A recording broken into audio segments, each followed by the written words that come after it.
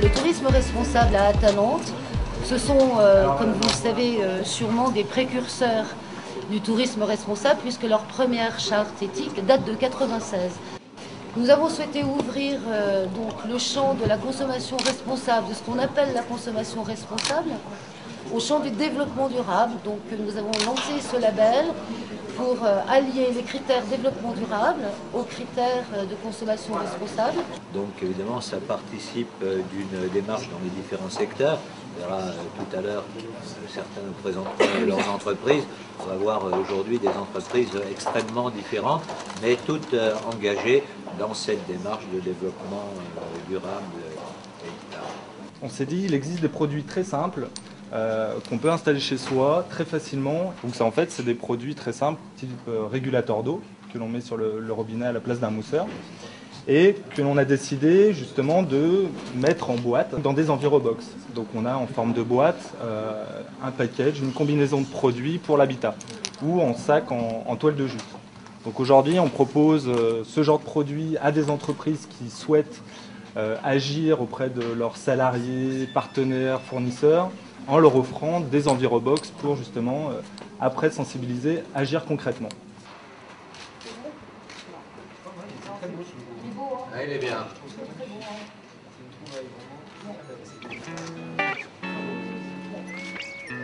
Bon, ça sera bien quand même pour un premier.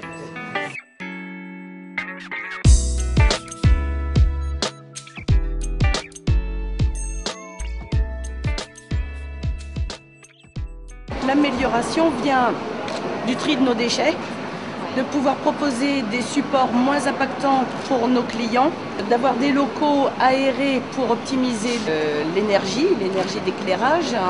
Dans le bâtiment par exemple, donc ça c'est pour la partie environnementale, on a installé un récupérateur d'eau de pluie.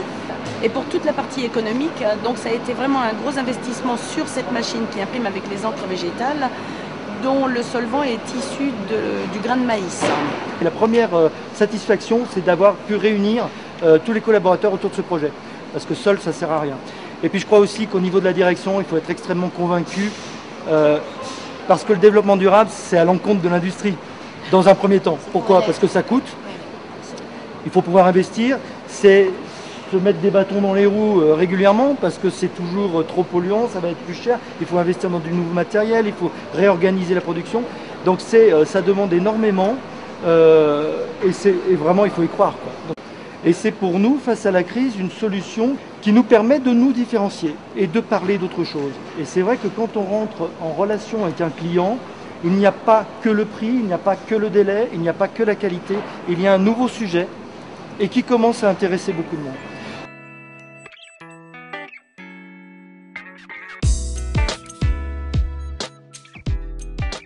Au cœur du projet, c'est recyclage artistique et sensibilisation à la problématique des déchets. Donc ça veut dire quoi? Ça veut dire c'est des artistes qui vont créer à partir de la matière recyclée, c'est des entreprises locales qui vont donner leurs déchets pour alimenter la banque de déchets. C'est des particuliers qui vont venir fabriquer eux-mêmes leurs objets. Nous, on a travaillé ici avec les membres d'ATC pour les accompagner dans la construction de leurs fleurs qui est implantée ensuite dans leurs locaux. Le pilier de tout ça, c'est quoi? C'est les déchets. Donc ces déchets, il faut les récolter. Donc là, c'est des partenariats qu'on noue avec les industriels locaux de toute la région lyonnaise.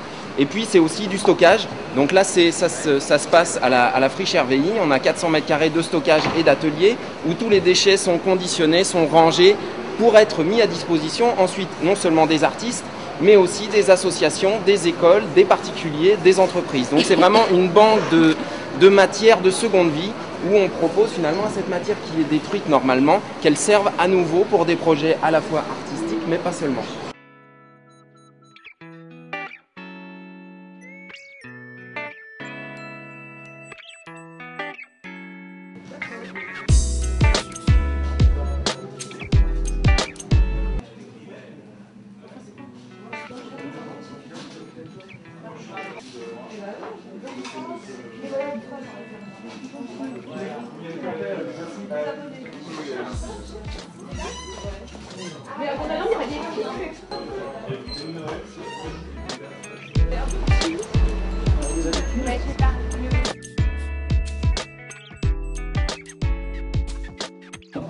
Ouais, vous avez fait ça, tous les femmes. Ouais. C'est piqué à la main au niveau des coutures. Ouais. Les cuirs, c'est du tannage végétal, donc il n'y a pas de chrome en fait. Les chaussures traditionnelles, on les met en chambre chaude, on les chauffe, on les met en forme. Et après on les chrome, enfin on les teinte avec du chrome, des produits chimiques. D'accord. Là on met un mois pour faire une teinture. C'est dans des bains d'huile. Donc c'est doublé en cuir, ça respire, c'est plus résistant. En plus, c'est super. C'est super confortable. 42, j'aurais...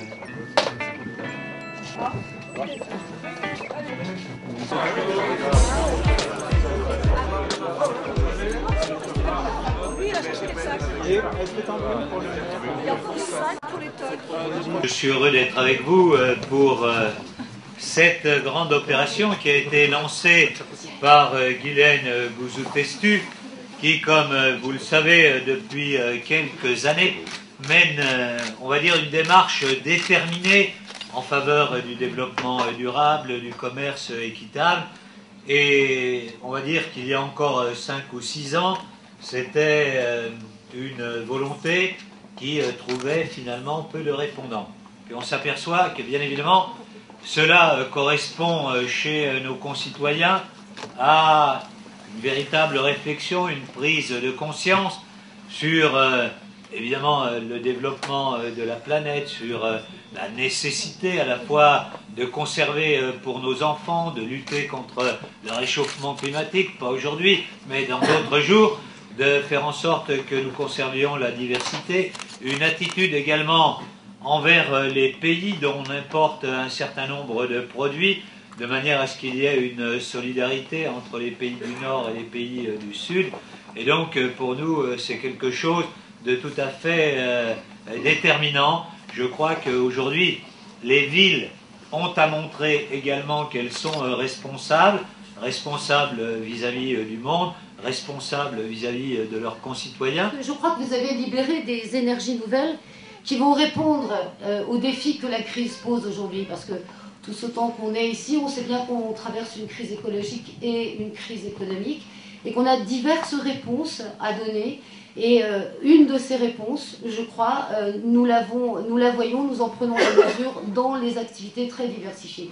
Je rappelle qu'ici, on a l'alimentation évidemment équitable, biologique, mais on a aussi les finances avec le crédit coopératif qui est là, la nef qui est là. On a, je l'ai dit, le Grand Parc, Léon Bérard. On est sur des secteurs très diversifiés. Et donc, on est sur un secteur économique qui peut être très très innovant et qui peut vraiment irriguer les territoires. Les produits que nous proposons à la vente dans ce magasin sont des produits qui sont soit éco-conçus, soit qui permettent des économies de pollution. Par exemple, tout ce qui va être économie d'énergie ou d'eau. On a les couches lavables pour les enfants, on a des produits d'entretien qui sont non polluants, qu'on propose également en vrac, c'est-à-dire on économise le bidon en le recyclant à chaque fois. On a tous les produits d'entretien naturels. On a une vaste gamme finalement, c'est un bazar de l'écologie pratique pour le quotidien. Tous les hôpitaux produisent des tonnes de déchets sales qui posent plein de problèmes. Entre autres, qu'est-ce qu'il y a d'autre? On a supprimé la tour aéro-réfrigérée. On a supprimé ce qui permet de climatiser et qui souvent donne des soucis avec des microbes particuliers qui peuvent donner des maladies pulmonaires. Donc on a supprimé la tour refroidissante en fait. Donc en fait c'est sur les économies pour l'établissement et aussi par rapport aux patients. Par rapport aux patients et puis par rapport aussi aux gens qui vivent dans l'environnement. On a supprimé les rejets dans la nappe aussi. Oui, on rejette plus que des choses propres en fait, hein, c'est ça. On essaye. On essaye, oui.